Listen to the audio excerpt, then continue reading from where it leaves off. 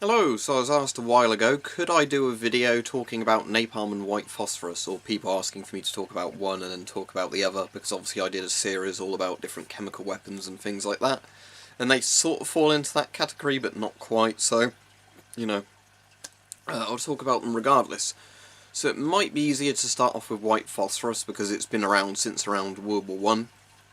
Well, the actual chemical itself would have been around longer than that, but obviously we're talking about in the context of like military weapons. So white phosphorus was originally intended as smoke grenade use, I believe, or sort of like smoke screening. And basically, like you get red phosphorus and all the others, white phosphorus is just a type of phosphorus, which is, and this is where I'm going to sound ignorant, it's some sort of chemical or metal, isn't it, that burns horribly. So red phosphorus is normally used on matches, white phosphorus is just one that burns very, very hot and very brightly. And it creates a lot of smoke, which is white coloured when it burns. So it was used originally in shells and grenades as a smoke screen. The idea was in World War One that it could be fired from obviously artillery or thrown as grenades, and then it would create lots of smoke, which meant you could move troops and hopefully they wouldn't be shot or spotted because they were moving behind a smoke screen.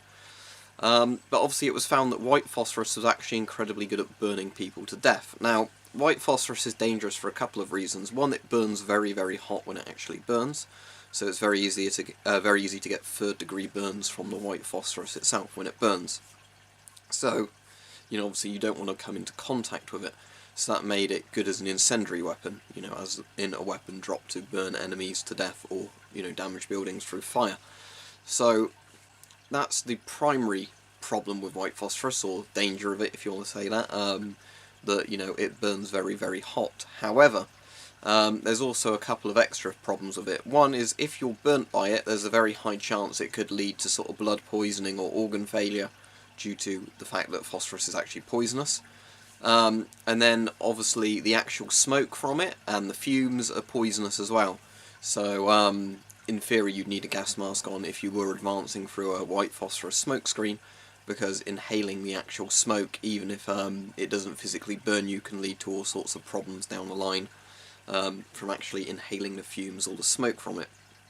So originally it just started off obviously as a smoke screen kind of thing, and then it was developed to be dropped as incendiary bombs or whatever else to basically burn positions using it, just to blanket it. So started off as a smoke shell, later developed into a weapon when I guess it was found to be more effective at actually killing people than hiding people. But it's still used today. Both napalm and white phosphorus are still used today, and there's lots of legal grey areas in their use, but basically if it's put into shells and deployed, as long as it's for a smoke screen purpose or whatever like that, it's technically not a weapon. So it means that certain nations have used it as a weapon, claiming it was as a smokescreen effect, but obviously the idea is they're burning whoever they're dropping it on. Okay, so now let's go on to napalm. So obviously napalm is very famous from the period of the Vietnam War, but it actually predates Vietnam. It was developed in World War II, I believe, in about 1944. And there was obviously petrol-based incendiary weapons before this, even if you go back to things like Greek fire. But sort of in World War I and World War II, most flamethrowers just basically shot a big stream of petrol or gasoline, whatever you want to call it, out of the flamethrower at pressure. Napalm was where you basically made a gelatin substance from sort of flammable materials, either diesel or petrol, with the gelatin. The idea of the gelatin was, I think it burnt longer and it would stick. So rather than it basically, you'd have this fuel that would burn, but then it wouldn't necessarily land on surfaces and burn those surfaces all that well. The idea with napalm is that it was actually a sticky substance that would land and burn more efficiently. So obviously the reason napalm is so horrible is if you're hit by it, you can't really stop, drop and roll and put the fire out because it clings to you. And napalm can supposedly burn really efficiently even if there's almost no oxygen. So underwater, you can actually see videos of napalm burning on the surface of water and things like that. And again, napalm later had white phosphorus mixed with it again to make it more poisonous and flammable, I would guess, to make it even nastier. But yeah, originally it was developed in World War II for the use of flamethrowers and things like that, and then later it was developed into sort of the all-purpose, bomb.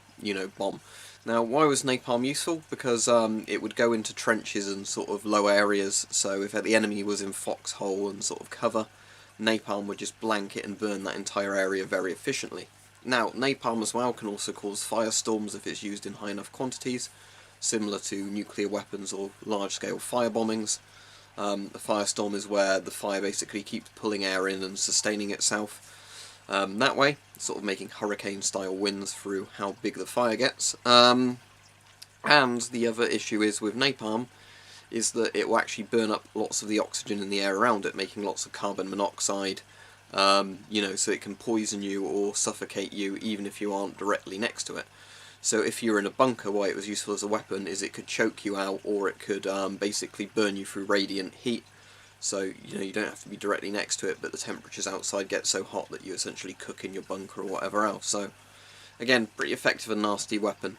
Obviously it became famous in the Vietnam War due to America's massive use of it against sort of jungle positions and things like that. There's actually a satirical war song called Napalm Sticks to Kids, which is worth listening to if you're sort of interested in the history of it, I guess, in a sense, and sort of war crimes in Vietnam. But, yeah, napalm as well is not a very nice weapon, but as said, both white phosphorus and napalm are technically still legal, as long as they're used only in a military sense against military targets. However, those rules are often violated. Just as I said, white phosphorus could be used against civilians if it's for the purposes of a smokescreen. Napalm is fine if it's dropped on military targets. So there you go. So as said, I'm not really an expert on white phosphorus and napalm, but lots of people have requested this, and now months later I've finally got around to doing the video on it. So sorry for the delay on doing this one, but it was only today I said, well, you know, I'm just going to get this video sorted for the people that wanted it. So, white phosphorus, Willy Pete and napalm, both things you won't really want to come into contact with.